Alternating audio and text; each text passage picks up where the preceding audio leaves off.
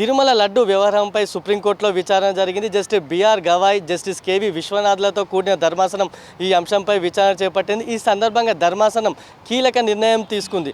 ఈ కల్తీ నెయ్యి వ్యవహారంపై 5 సభ్యులతో స్వతంత్ర సిట్ ఏర్పాటు చేయాలని సుప్రీం నిర్ణయించింది.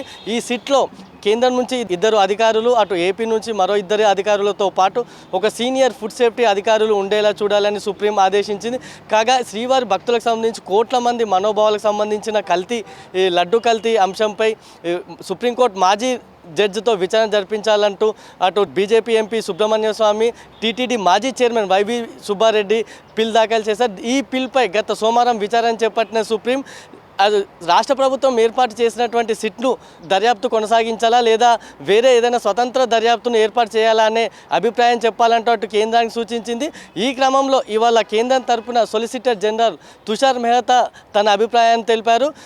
రాష్ట్ర ప్రభుత్వం ఏర్పాటు చేసినటువంటి సిట్పై ఎటువంటి సందేహాలు లేవని, అయితే ఇది కోట్ల మంది భక్తుల మనోభావాలతో కూడుకున్నదని, దీనికి సంబంధించి సీనియర్ కేంద్ర అధికారి పర్యవేక్షణలో ఈ దర్యాప్తు జరిగితే భక్తులకు అటు మరింత విశ్వాసం ఉంటుందని ఆయన సుప్రీంకోర్టు ముందు చెప్పారు. దీంతో తుషార్ మెహతా వాదనలతో ఏకీభవించిన సుప్రీం ప్రత్యేకంగా 5 సభ్యులతో స్వతంత్ర సిట్ ఏర్పాటు చేస్తూ నిర్ణయం తీసుకుంది.